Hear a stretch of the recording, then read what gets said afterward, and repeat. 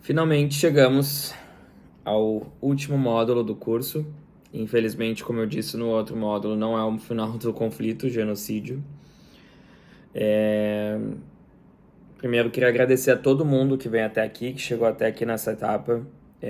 Para mim, como filho de palestinos, é muito gratificante poder conseguir externalizar de alguma forma, e principalmente que essa forma é através do conhecimento, um pouco do que nós, como filhos de palestinos e descendentes de palestinos, nós vivemos na pele a questão do conflito, né? E hoje estamos falando de genocídio, né? Principalmente o que acontece em Gaza. Então, primeiro eu queria agradecer. Para mim é muito importante que todo mundo tenha acesso a esse curso, então por isso que ele se tornou gratuito e vai ser gratuito para sempre. Todos os vídeos, desde lá do primeiro módulo até esse último, vão estar no YouTube, tá? Estão já no YouTube. Por que eu botei numa plataforma? Primeiro, porque eu queria conseguir colocar os e-books juntos disponíveis para vocês, junto com cada módulo. Provavelmente eu vou continuar produzindo cursos, outros cursos pagos daí. E esses cursos que eu vou começar a produzir não é só somente sobre Palestina, mas sim sobre relações internacionais. Eu tô entrando num tema agora, já falando em primeira mão, que é sobre relações internacionais e cinema, né? E obviamente eu vou entrar na questão dos árabes, eu já escrevi artigos sobre isso, como Hollywood desconstrói o mundo árabe. Tá tudo encaminhado para que seja nessa área, ainda não tenho certeza. Então provavelmente isso vou migrar para uma outra plataforma, porque essa plataforma que eu tô hoje, eu tenho custos com ela e eu estou passando, e quero deixar tudo no YouTube, os vídeos. E os e-books eu vou achar uma outra forma de deixar num link, talvez até se alguém tiver uma dica para me mandar por e-mail ou me chamar no direct, eu quero deixar todos os e-books num link que vai ficar sempre disponível para vocês, para sempre, né? No que se trata da Palestina, meu objetivo não é ganhar dinheiro, objetivo não é fazer com que as pessoas ganhar com isso, embora eu acho super válido quem cobre, quem viva disso e tá vendendo cursos, eu acho que isso é super importante. Eu acho que tem espaço para todas as abordagens. Mas por ser uma questão pessoal minha, então compartilhar o conhecimento, compartilhar meu TCC com vocês, que é uma coisa que eu tenho um carinho enorme desde 2016, quando eu publiquei ele. Nunca deixei ninguém olhar, nunca deixava, porque é uma coisa que eu fiz com muita dedicação, sabe? Então, para mim é uma honra estar trazendo isso para vocês. Eu espero que neste momento que esse vídeo está sendo gravado e quem estiver olhando, a gente já tenha passado dos 1.000 alunos, a gente já está em 610 agora, neste momento, 16 de janeiro. Enfim, tá? Então, esse módulo, ele vai ser basicamente, a gente vai falar sobre o Muro da Cisjordânia, tá? Que foi erguido após a Segunda Intifada. Eu vou trazer um panorama mais atual de como está a situação hoje, que eu acho que é basicamente o que a maioria das pessoas aqui já tem conhecimento a partir dos meus conteúdos que eu tenho publicado, de outras pessoas que estão também ativas nas redes sociais. E é isso, gente. Então eu vou passar a questão do muro. Depois eu vou trazer uma parte para vocês, que é uma parte que foi o ápice para mim do meu projeto, que foi as entrevistas que eu fiz com os palestinos, tá? Essas entrevistas, como elas são extensas, eu não vou deixá-las aqui no vídeo, mas eu vou deixá-las na íntegra no e-book, né? Vocês vão ter todas as informações, tudo que... Eu vou fazer uma cópia e cola do meu TCC, eu vou deixar disponível para vocês nesse e-book, para mostrar exatamente o que eles falaram. As entrevistas foi feita eu mandei tudo em árabe, eles respondiam em inglês e eu traduzia para português. Então, tudo foi escrito.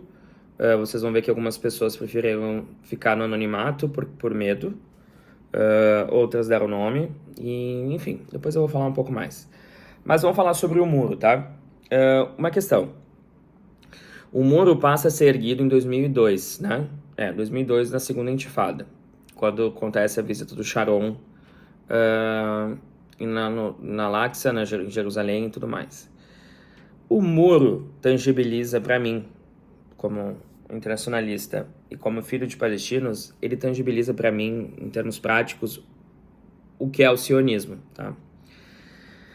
O sionismo, para quem lembra nos primeiros módulos, gente, desculpa, eu fico olhando para esse lado aqui, porque eu consigo ver minha cara. Se eu ficar olhando para cá, vocês vão estar eu vou estar olhando no olho de vocês, mas eu não vou estar conseguindo me enxergar. Então eu vou ficar aqui assim, mas eu tô olhando para vocês. O sionismo, quando ele começa, nos primeiros modos que a gente falou, ele vem com aquela teoria do Herzl lá, Theodor Herzl, que era uma questão de doutrinação, de entrar na cabeça das pessoas, de que os judeus mereciam a construção de um Estado por anos de perseguição. Aqui a gente nem estava falando do Holocausto, né? Interessante isso. O Holocausto nem tinha acontecido. A gente sabe depois que muitos judeus sionistas participaram do Holocausto, tinha algum envolvimento com Hitler. Vocês podem pesquisar mais sobre isso, mas esse é outro assunto.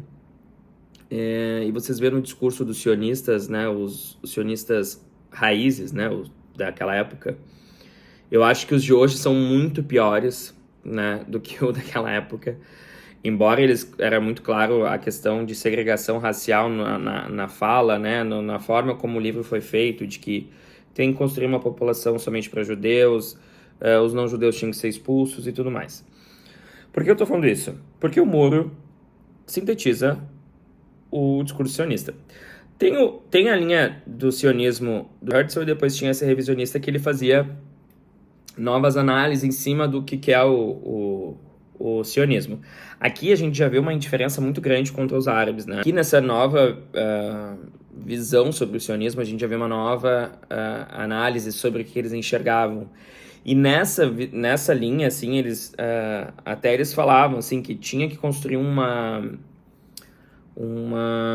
paredão de ferro, uma barreira de ferro política, militar e econômica. O muro nada mais é do que uma barreira política, militar e econômica e social, né? E de segregação. Então, é muito importante a gente entender que o muro simboliza e sintetiza o sionismo. Embora os ultraconservadores, o Sharon na época, o Likud, né, o partido Likud, todos eles falavam e alegavam que era em questão de segurança, né, contra os homem-bombas, contra o terrorismo e tudo mais. Mas a gente sabe para que serve, né? Então, essa barreira, né, que esse revisionismo do sionismo fala, ele vinha justamente com a ideia de que, estrangulando a população, literalmente, os palestinos fossem negociar, os palestinos fossem baixar a cabeça e se entregar para os colonizadores, né? Só que, de fato, isso não aconteceu, né? E não vai acontecer, porque vocês vão ver nas entrevistas depois que os palestinos, a questão da morte é uma coisa muito ao mesmo tempo que é interessante, é horrível, né? Eles lidam muito bem com a morte, no sentido de que estar vivo para os palestinos cada dia é uma dádiva, porque eles vivem em constante guerra. Então, a falar que eles vão acordar no outro dia, para eles, é ótimo. Não acordar, talvez eles já estejam preparados para isso. Então, é isso. É pesado. Para mim, falar isso é muito pesado. Porque é complicado. É muito complicado, porque a gente não pode aceitar que um ser humano tem que viver assim, de forma alguma. E, nas entrevistas, a gente percebe que a população palestina deixa isso muito claro, né? Que se eles tiverem que escolher entre morrer e dizer que não são palestinos, eles preferem morrer, né? Enfim, então eu só quis fazer essa introdução para que vocês entendam que isso materializa o que é o sionismo, né? Então a gente tem essas duas correntes, essas duas visões do sionismo do Herzl, que era uma questão mais entre colônia e colonizados, né? Onde havia um processo de colonização tradicional, de como qualquer outra colonização que eu já ouvi na história, né? Chega um país, vai lá, toma um lugar, toma a terra e extrai tudo que pode extrair daquilo lá. Já essa visão mais revisionista do Jabotinsky, ele é mais no Realpolitik, né? Que é o Realpolitik, que é a política nua e crua, assim, que tipo vale de tudo pela sobrevivência. Então inclusive matar, inclusive acabar com vida, dizimar a população e tudo que a gente está vendo hoje. É uma mistura dos dois, né? Mas é só para fazer essa questão. Então, eu queria trazer uma fala que até que eu trouxe de um autor, que ele fala que para o sionismo revisionista, Os judeus que não tivessem no seu cerne de idealização de Estado, essa ideologia como a melhor opção ética e moral, deveria abandonar a ideia de criar Israel. Ou seja, se tu não é assim, se tu não pensa assim, como eles falam, cai fora. O Estado de Israel é isso. Se você quer pensar diferente disso, você está indo pro caminho errado, entendeu? Então, tipo, não há espaço para diálogo com os palestinos. É claro isso que eles falam. Por isso que quando falam do Hamas, que o Hamas não quis, que o Hamas é aquilo, e o Hamas é aquilo lá, aonde que tá a autocrítica da parte de Israel que eles fizeram a parte deles? Porque eles não fizeram nada, eles justamente tiraram tudo que eles tinham. Então não tem dois lados aqui, tem um opressor e oprimido, ponto. É assim, não tem muito o que falar. Então eu queria trazer uma citação aqui que é um pensamento que vai em cima disso que eu tô falando, que é do autor Edgar Morin. Ele fala a seguinte frase: quem poderia pensar que no fim da Segunda Guerra Mundial, que depois de séculos de humilhação e denegação, do gueto de Varsóvia, de Auschwitz, os descendentes e herdeiros dessa terrível experiência fariam que os palestinos ocupados sofressem humilhações e denegações. Como compreender a passagem do judeu perseguido a Israel perseguidor? Isso aí, para mim, é primordial, essa fala. Importante aqui, o final, né? Como compreender a passagem do judeu perseguido, porque quem foi perseguido foram os judeus, a Israel perseguidor. Porque aí a gente está falando não é sobre os judeus, a gente está falando de um governo sionista, de um mandato sionista. Então, essas falas iniciais que eu fiz é justamente para a gente chegar na questão do muro, tá? Tem uma outra autora que eu trago aqui, que eu até vou pesquisar aqui o nome dela certinho para vocês, que ela foi para... Dá um minutinho. É Gillian Flint o nome dela. Tem um livro dela muito bom, que é o livro... Deixa eu ver aqui o nome do livro, que eu vou deixar para vocês aqui. Que é um livro que ela fala... Aqui, ó. Miragens de Paz. Israel e Palestina. Processo e retrocesso. Ela fala basicamente sobre os muros, né? Ela traz vários recortes. E esse livro, assim, é fantástico. Eu vou usar aqui nesse módulo várias falas dela. Porque é importante, ela foi lá, ela esteve lá, trabalhou na Carta Capital, ela trabalhou na BBC. Então, ela faz umas análises bem pertinentes sobre, né? Então, observada todas essas justificativas que eu trouxe anteriormente, essa jornalista, a Flint, ela traz a seguinte frase. Ela aponta numa publicação na Carta Capital, no artigo que ela escreveu. A população... Isso foi em 2009, tá? A população palestina é a maior vítima da operação. Tô falando do muro, tá? E segundo analistas militares, os danos causados à infraestrutura do terrorismo são insignificantes e os israelenses nunca se sentirão tão desprotegidos como hoje em dia. De novo, quando tu faz um movimento de ação, a reação vai vir.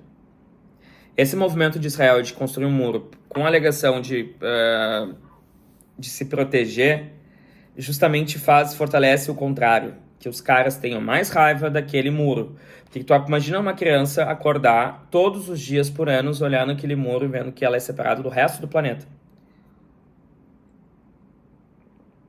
Aqui ela também faz uma reflexão do oficial israelense, que é o nome dele, esse oficial, ele foi muito corajoso. O nome dele é Idan Ladal. Ele não quis participar das ações militares nos territórios ocupados, pois, segundo ele mesmo, abre aspas, essa não é uma muralha de proteção, mas sim uma muralha de desespero, ódio, humilhação que construímos entre nós e palestinos. Então, essas falas estão no livro. Então, é muito difícil tu conseguir administrar a reação disso, né? Então, aqui eu até vou... o resto, assim, das minhas falas, né, que eu trago, eu peguei muito com o embasamento do movimento Stop the Wall, pare o muro, né, Stop the Wall, e foi muito importante para minha pesquisa, porque eles trouxeram vários dados que foram pegos em loco, né, tipo, de informações de guetos, informações das linhas, né, que foram traçadas para a construção do muro, que ela foi invadindo os territórios da Cisjordânia. Então, cada vez mais, isso fica muito claro. Então, aqui, grande parte dessas informações vão vir desse movimento, que é uma forma mais direta de vocês terem essas informações, né, de uma outra fonte. Então, a partir de tudo isso que a gente está observando aqui, a gente vai olhar a estrutura do muro, tá? E como esse instrumento ele foi aplicado nos territórios palestinos e mudou de vez o mapa da região, né? Desrespeitou todos os tratados, desrespeitou a questão do direito internacional, desrespeitou a Green Line que foi traçada depois da Guerra dos 6 Dias, depois eu vou explicar melhor para vocês. Então, eu acho que eu vou começar por aqui, tá? Sobre a Green Line para que vocês entendam, tá? Antes, eu queria mostrar para vocês, eu vou deixar um mapa, tá? Esse mapa que está em preto e branco, eu tô olhando aqui com vocês estão vendo tem uma linha preta e negrito. Essa linha em preto e negrito, ela seria a linha de armistício, né? A Green Line, né? A Green Line, na verdade, quando eu falei Guerra dos 6 Dias ali, ela era só uma questão simbólica que eles usavam para se localizar, porque essa linha foi estabelecida em 49, tá? Mas na Guerra dos 6 Dias, eu vou explicar depois, vocês vão pegar essa parte. Então, após a construção do Estado de Israel, que foi arbitrariamente idealizada em 49, uma linha que separa o território palestino do israelense. Então, vocês estão vendo o que sobrou para o palestino e o que sobrou para o israelense. Bem como do resto dos vizinhos, né? Fronteira com a Jordânia, fronteira com o Egito, nem lá em cima, fronteira com a Síria, Líbano. Então, era almejado um armistício na região após a criação de um novo país no Oriente Médio. No entanto, o que se viu ali, temporariamente, uma trégua na região. Por isso que era armistício, né? Tipo, por um tempo. Então, essa linha, ela foi mexida de diferentes formas. É só você olhar o mapa hoje. Passou a ser vista internacionalmente pelos combatentes locais como fronteiras de fato naquele espaço. Então, muitos países acabaram utilizando aquilo lá como referência de fronteiras. E no decorrer da existência de Israel, do Estado de Israel, a Green Line foi cada vez mais sendo picotada. E aqui eu vou mostrar para vocês. E ela foi picotada na Guerra dos 6 Dias e nas guerras que teve depois, mas na Guerra dos 6 Dias foi a principal, né? Então, eu vou mostrar aqui na sequência um outro mapa que eu vou deixar para vocês entenderem que a importância dessa linha verde, ela é fundamental para entender aonde se desenha um muro, pois a construção da barreira ela foi justamente em cima disso. Só que o que acontece? O muro sempre foi entrando um pouquinho, passando 10 metros, passando 50 metros, 100 metros, e assim eles vão tomando mais terra. E no meio disso, eles vão construindo outras colônias de assentamento. E daí tu vai ali, pega um pouquinho ali, quando vê já pegou uma cidade inteira. Então é cachorrada, gente. Cachorrada, né?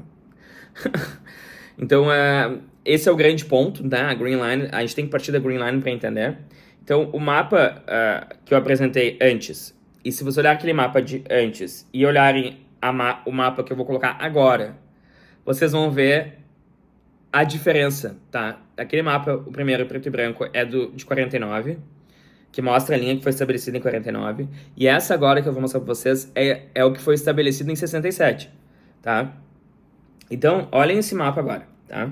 Vocês estão vendo ali que tá under Israeli occupation since 1967, tá? Vocês estão vendo que tá ali pontilhado ali, tá? Esse mapa é o mapa que fica sobre a ocupação israelense desde 1967. Eu vou dar diminuir aqui a tela para conseguir enxergar melhor. Se vocês olharem aquela linha que tem pontilhado ali, essa é Green Line, tá? De 49. Que foi quando Israel fez o estado deles, eles dividiram o que era Israel e o que era Palestina. A parte em verde seria a Autoridade Palestina, tá? Que é o que a gente conhece hoje da Autoridade Palestina. E a parte em amarelinho claro, controle israelense. E daí, gente, vocês olhem aquela linha em vermelho. Tá vendo ali a linha em vermelho?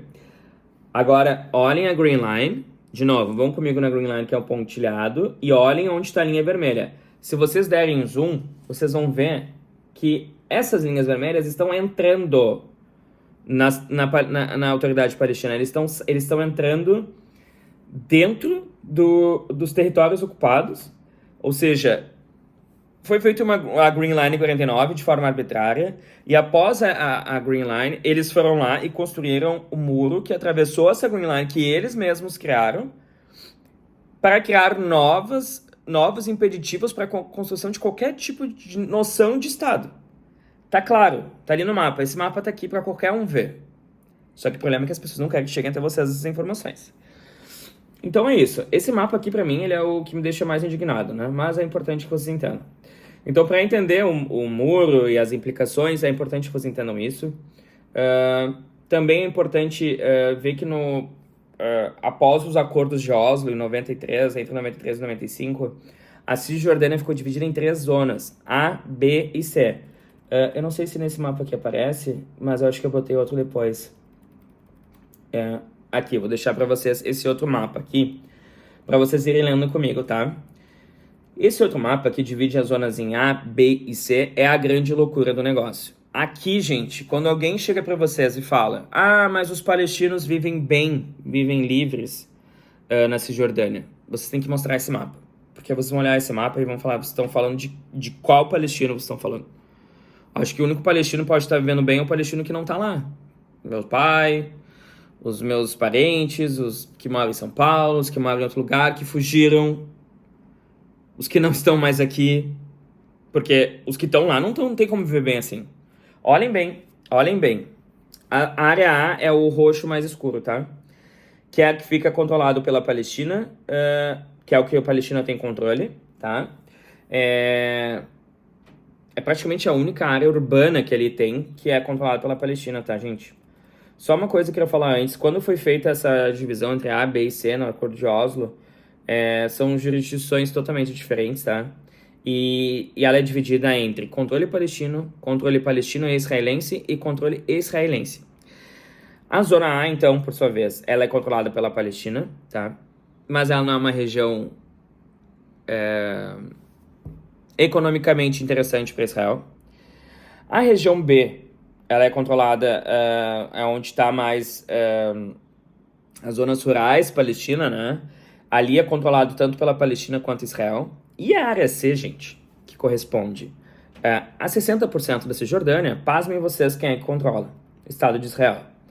Nesse espaço territorial, as agências de educação e cultura são palestinas. Porém, toda essa representatividade se torna totalmente significante porque eles são comandados por Israel. Gente, então não tem liberdade. E isso serve também para quem vem falar que quem mora em Israel tem liberdade. Os caras têm liberdade de andar e caminhar. Mas eles não têm liberdade de acesso a prosperar. Os que prosperaram, que de fato têm, muitos são pessoas que saíram de lá, fizeram dinheiro fora e conseguiram voltar. E quando o dinheiro entra, tudo bem, todo mundo é amigo, todo mundo é brother. Mas agora a galera que tá ali vivendo lá, que tá marginalizado, embora tenha os partidos políticos que defendam os palestinos, eles não têm expressão alguma. E agora o senhor Netanyahu já tá querendo dizer que quer extinguir todos eles. Então, esses discursos não funcionam, tá? É só para inglês ver. Então a área C, gente, é controlada por Israel. Olhem no mapa. Agora eu vou olhar com vocês no mapa novamente. Então, nesse espaço territorial é onde fica a maior parte dessas questões culturais, internacionais, a ONU e tudo mais, mas que é para a Palestina, mas com controle israelense. Chega a me dar um ruim, gente. Então, qualquer coisa que eles querem fazer lá, qualquer coisa, eu fiquei parado olhando pro mapa, porque é uma loucura. É uma loucura tu ver uma pessoa olhar pra ti e falar: mas os caras que vivem na Cisjordânia vivem bem. É uma loucura. Mais loucura é quem fala que árabe israelense vive bem. Outra loucura. Os caras querem fazer qualquer investimento, qualquer obra, qualquer coisa, eles têm que pedir autorização. Eles não podem fazer nada por conta. Complicado, gente, bem complicado. E é revoltante. Então, segundo o movimento ainda Stop the Wall, né, e como mencionado anteriormente, o muro não está sendo construído dentro da linha verde, que é a linha de 49, e está passando, né? Cerca de 85% da barreira que se localiza na parte da Cisjordânia, quando ela estiver completa, bem como a política que rege essa ação em construção, irá anexar 46% da Cisjordânia, isolando as comunidades. Elas vão isolar, esses muros vão isolar, já estão isolando, tá? Porque esse material é de 2011, 12, essas informações. Esses muros, eles vão isolar comunidades, estão isolando. Eu vou mostrar para vocês alguns mapas que eu fiz pelo Google Maps para desenhar para vocês verem que essas pessoas estão ilhadas por muros, por bantustões, igual da África do Sul, igualzinho da África do Sul. Bantustões, guetos e zonas militares. Exatamente igual.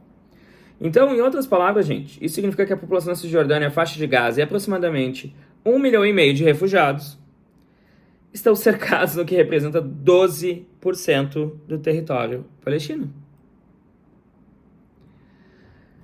Ai, gente, uma parte dessa porcentagem que resta ainda no mandato da Palestina, vive na Cisjordânia, se localiza em 3 diferentes posições. Esse restante que sobrou dessa porcentagem que eu mencionei anteriormente da comunidade palestina na Cisjordânia, eles vivem em 3 posições diferentes, tá? Ou eles vivem próximo às zonas militares e de assentamentos no Vale do Jordão, ou elas vivem cercadas ou isoladas pelas paredes do muro, literalmente, ou na linha verde. Literalmente na linha verde. Nesses números podem ser adicionados ainda, na época, 200 mil palestinos residentes na parte oriental de Jerusalém, que são os árabes de 48, que são os árabes que optaram ficar lá e ganhar a cidadania, que também são isolados totalmente da Cisjordânia. Inclusive, eu mostrei para vocês no meu Instagram que durante tudo que está acontecendo em Gaza, Israel se aproveitou disso e aprovou a construção de 1.700 assentamentos. Esses assentamentos, eles vão ser exatamente numa localidade que vai separar Jerusalém Oriental de vez do resto da Cisjordânia. Então, qualquer possibilidade de construção de um Estado palestino que permeia pela capital Jerusalém Oriental, eles estão acabando com isso. Então, independente de onde essas pessoas estiverem na Cisjordânia, os civis palestinos possuem condições de vida humanamente inaceitáveis. Inaceitáveis. Não adianta vir me falar que eles vivem mais livres, que não existe. Tá aqui a prova. Vocês viveriam cercados por muros? Eu acho que não, né? Pois cada vez mais eles estão cada vez mais vendo que eles têm que dividir o pouco que eles têm com os colonos ou com os muros. Por exemplo, a minha família tem território, que é na Cisjordânia, a gente tem que pedir autorização, a gente tem hora para entrar e para sair das nossas terras na época da colheita de azeitona. E todo ano a gente tem que ir pra lá, porque senão assim, a gente não vai um colono lá e pega uma casa. E se tu vai lá e briga com eles, o exército israelense vai lá e te tira de lá. Então, não há justificativa. Não há justificativa. E as pessoas que não querem entender isso são pessoas que não buscaram conhecimento, porque eu não consigo acreditar que uma pessoa que lê tudo isso, não é porque eu estou falando, é porque tá na história. Não é possível que uma pessoa que lê tudo isso tenha todas essas informações nas mãos, ainda ache que o conflito começou dia 7 de outubro. E que isso pode ser justificado e tornar um genocídio. É isso, gente. Então, a condição de vida é cada vez mais humanamente inaceitável. As pessoas não têm como viver lá dessa forma. Então, agora eu quero voltar na questão dos sionistas revisionistas. Eles já tinham falado, de outras maneiras, construir uma barreira, seja ela imaginária na questão política, seja ela econômica ou física mesmo, né? Ou militar. E então aqui é importante a gente falar como isso está sendo construído, né? Como o projeto do Estado de Israel respeita exatamente tudo que foi planejado lá em 1897, foi adaptado e está sendo construído. Então, parabéns, eles são muito bons, eles fazem o que eles estão falando que iam fazer.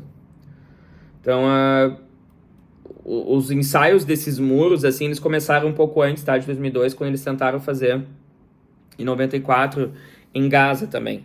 Mas não rolou muito ali, daí começou em 2002, após a segunda intifada.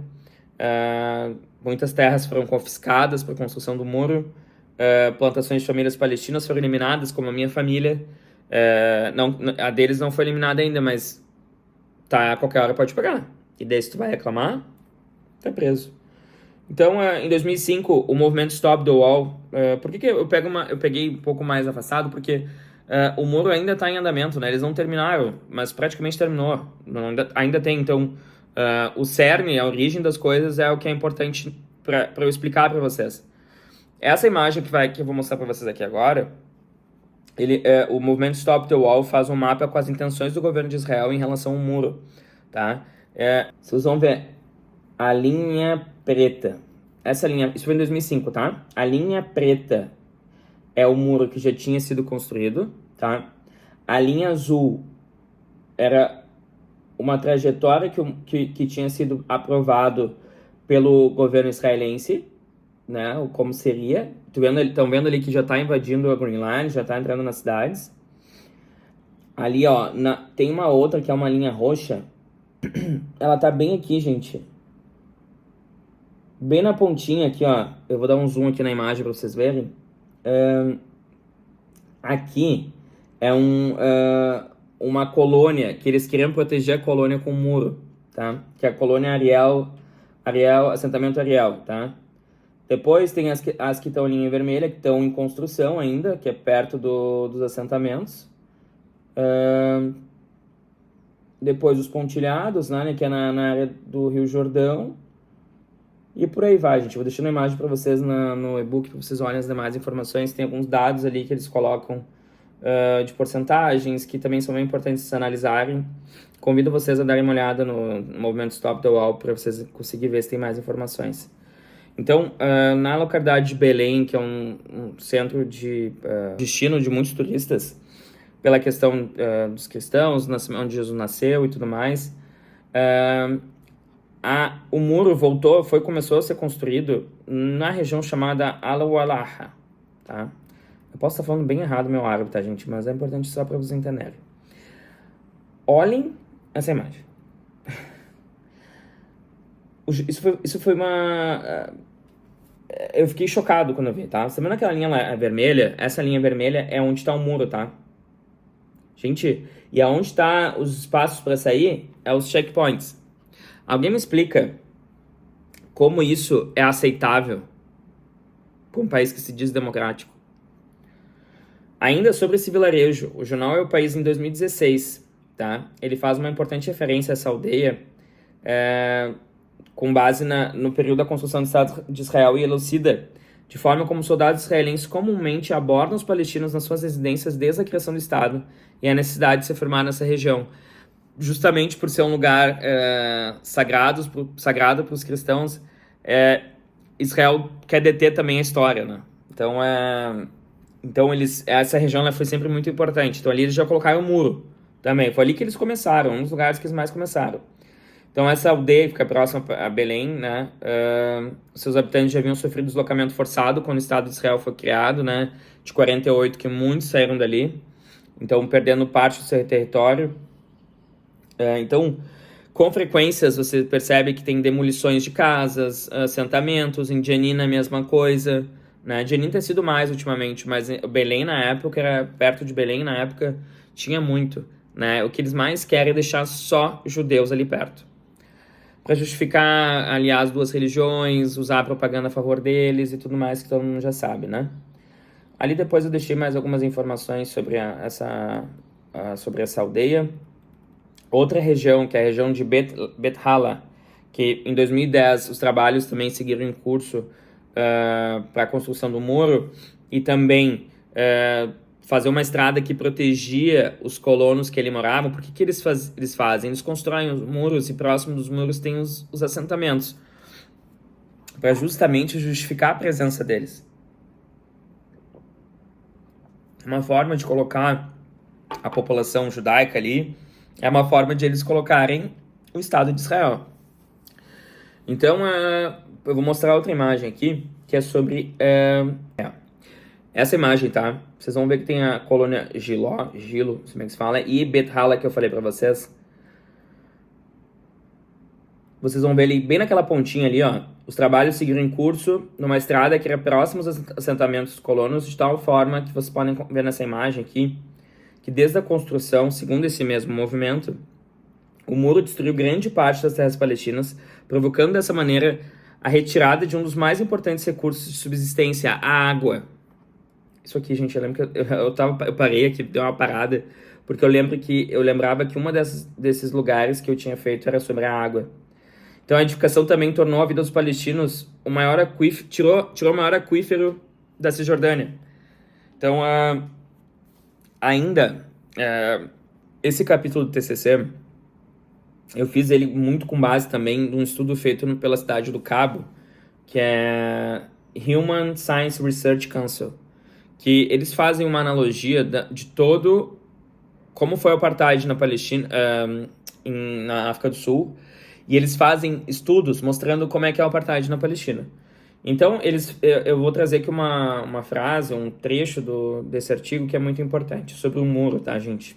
A construção do Muro da Cisjordânia feita por Israel sugere a intenção desse Estado em anexar fontes de água de palestinos permanentemente, já que 70% da área de recarga do oeste aquífero está localizado nessa zona de costura entre a parede, o muro e a linha verde. Então, todas as formas de subsistência estão sendo negligenciadas por Israel quando eles fazem o muro, né? Então, eu não consigo entender as pessoas que defendem isso. Não consigo entender de forma alguma. Então, o muro é muito, muito bem visto por Belém, em Belém, né? Parte de Ramallah, Calquilha, Tulkarem e toda a parte de Jerusalém também, vocês conseguem ver. Tem 8 metros de altura, é o dobro do Muro de Berlim. O Muro de Berlim eu já fui, eu fiquei até um pouco frustrado, assim, quando eu vi, porque não era uma coisa absurda, mas o da Palestina, meu Deus, é bizarro. Então, eles são feitos muros, né? Esses muros são o dobro de Berlim, eles têm zonas tampões, eles são cercados com fio farpado, né? Com trincheiras, câmeras, sensores, patrulhas militares, tudo de melhor e mais tecnológico do mundo. E no dia 7 de outubro, teve um ataque. Eu não consigo entender. Bom, a gente já sabe que Israel poderia ter evitado, né? Então, eu vou deixar mais uma imagem para vocês. Esse capítulo é cheio de imagens. Para que vocês comparem, vocês tenham uma noção dos dois muros, tá? De Berlim e o que é feito o muro do apartheid, né? Tem muita gente que chama de muro do apartheid, o muro da vergonha. Eles falam que é o muro da segurança deles lá. A zona de tampão, então, desse muro do apartheid, que eu chamo de apartheid, que o movimento chama, a barreira da Cisjordânia também, o Stop the Wall também chama dessa forma, abre o caminho assim para larga escala e expulsão de residentes das proximidades. Eu estava olhando aqui o mapa, essa imagem que vocês estão olhando comigo, naquela época que eu fiz, ele tinha 650 quilômetros. Israel é pequeno, gente, Israel não é grande. Palestina, Israel não é... E daí se olhar a proporção com Berlim, gente, Berlim não era nada.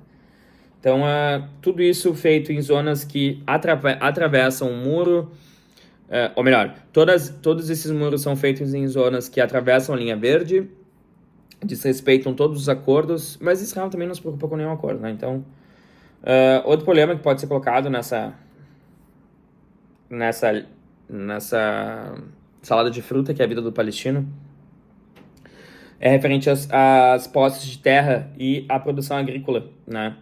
Porque o muro divide exatamente as terras que as pessoas muitas vezes têm como o recurso de subsistência, a água, como eu já falei, mas também plantações, casas de familiares. Então tem a questão do abalo, do estrangulamento financeiro dessas pessoas. Elas ficam refém desse sistema que tira deles a oportunidade de sustento.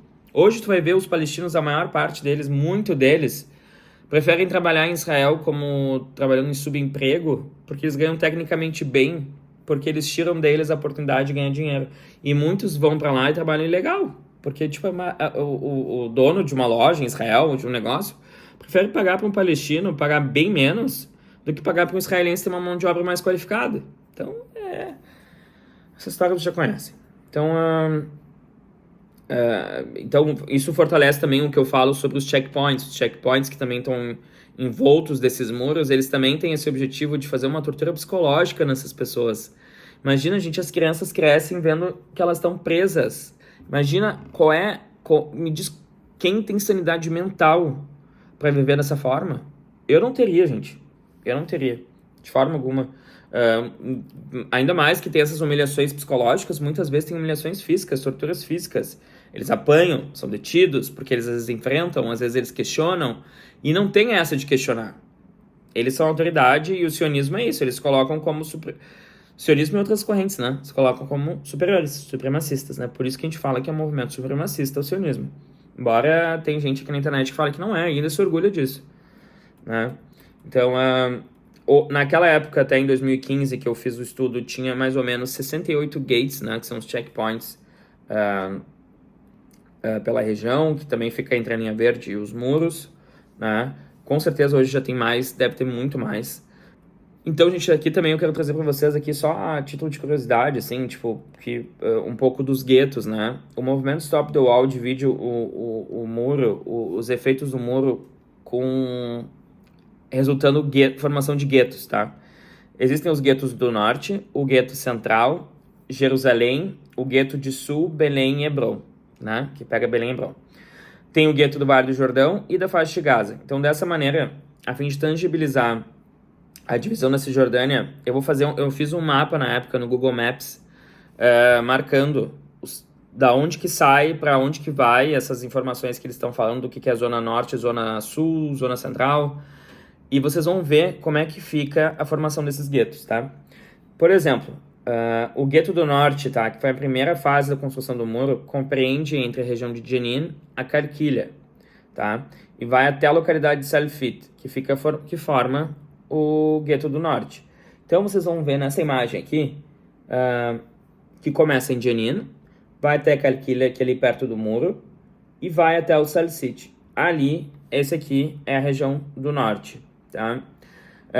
13 aldeias do oeste do muro foram anexadas a Israel e 50 separadas das suas terras. Mais do que isso também, 40 poços de água foram tomados.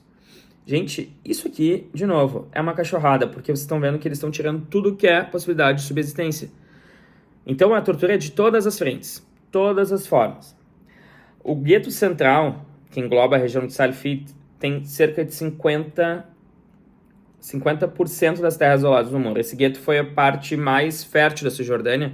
Quando teve a divisão, em 48, Israel já pegou a parte mais fértil. Então, a que não era mais fértil já tinha ficado com a Cisjordânia. Então, um pouco que era fértil, eles tomaram de novo. Então, essa região, ela fica conhecida como a cesta básica, justamente por ser fértil, né? Esse gueto, ele começa aqui, ó.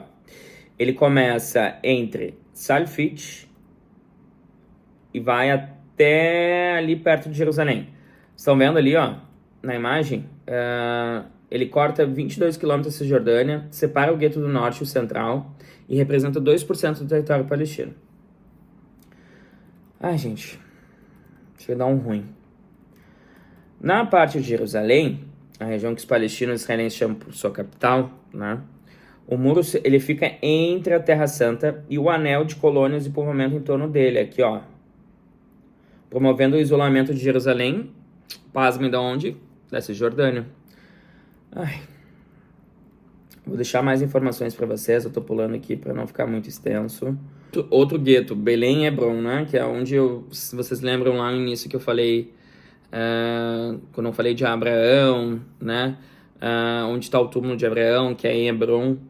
Essa região também que é super militarizada. Também tem uma formação de gueto, que eu também tenho nessa imagem, vou deixar para vocês.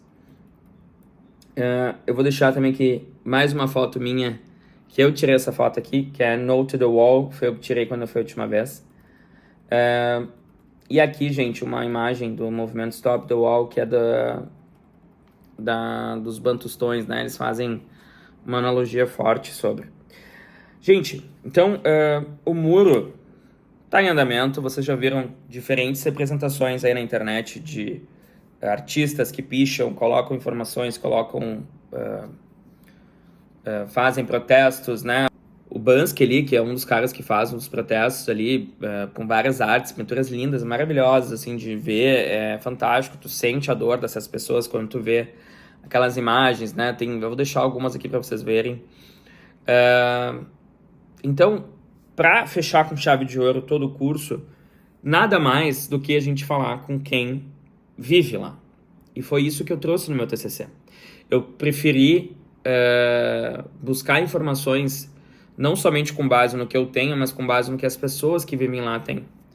Então, eu fiz uma entrevista com 7 pessoas, tá, gente? eu vou deixar aqui o escopo da entrevista. Vai estar no e-book caso vocês não consigam enxergar bem aqui. O nível de escolaridade das pessoas variam entre pessoas que têm o ensino superior incompleto, têm ensino médio completo, não têm ensino superior, que é doutor, idades dos 18 anos a 56 anos, sexo do gênero feminino ou masculino, de cidades diferentes, seja de Albira, que é na Cisjordânia, Ramallah, Jerusalém.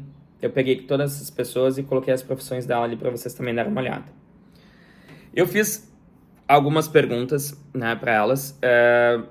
Entre essas perguntas que eu fiz, muitas delas, elas são perguntas que eu gostaria de, se eu tivesse lá, que eu gostaria que me perguntassem, tá? Eu vou ler algumas para vocês, tá? Mas eu vou exatamente copiar e colar o que tá no meu TCC e botar para vocês. Exemplo. Por que você acha que o muro foi construído? Daí tem aqui, uma pessoa respondeu, foi construído com o único intuito de roubarem mais terras. Daí depois eu perguntei, você considera o muro da Cisjordânia legal? Totalmente legal. Essa foi uma pergunta que até eu olho assim e falei, mas por que eu perguntei isso, né, gente? Eu olhei agora, por que eu perguntei isso? Uma coisa óbvia, né? Mas, né, gente, quando a gente faz uma apresentação de TCC, a gente também tem que ter uma certa neutralidade sobre o que a gente fala. Então, eu fiz tem uma que mais me pegou, que foi essa aqui, ó. Vou ler pra vocês. Que é sobre essa aqui. Você considera que há desigualdade de recursos, salários, qualidade de vida entre israelenses e palestinos? Tem exemplos. Daí eles falaram. Quanto à desigualdade em si, palestinos não podem ter acesso a todos os cursos de faculdade. Isso é uma coisa que eu tinha esquecido. Por impedimento de Israel. Palestino só é contratado para trabalhar do lado israelense se forem serviços relacionados à área inferiorizadas, ou seja, lavar prato, limpar banheiro, como serviços gerais, área de construção civil como pedreiro. Assim, Israel não tira só a liberdade dos palestinos, mas também mata todos os sonhos de um futuro melhor. Outra pergunta que eu fiz. Você acredita na resolução do conflito com os atuais governantes dos dois lados? Daí eu perguntei se sim, qual é a forma? Se não, por quê? Daí a pessoa respondeu, não, porque vejo que Israel não busca paz, somente aos poucos vai roubando o que restou da Palestina. Quanto ao seu discurso, é a busca da paz. Então as pessoas, nem elas têm um discernimento sobre o que elas entendem, né? Tipo, porque por mais que tu fique ali no meio do Hamas e do Fatah, tu sabe que tem Israel que não quer paz, então...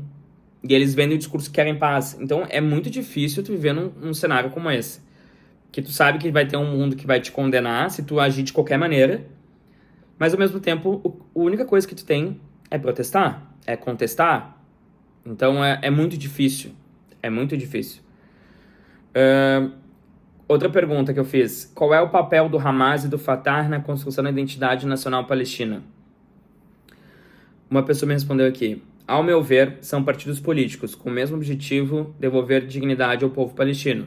Porque uma pessoa que não é nem contra o Fatah, nem contra o Hamas. Porque geralmente a pessoa ou é Fatah, ou é Hamas. Ou odeia um, ou odeia o outro. Isso foi mais em cima. Daqui a outra botou aqui, ó. Você considera o Hamas como um grupo terrorista? Se sim ou não, por quê? Não acompanho política. Mas, pelo que sinto, Hamas é um partido político que luta pela causa palestina.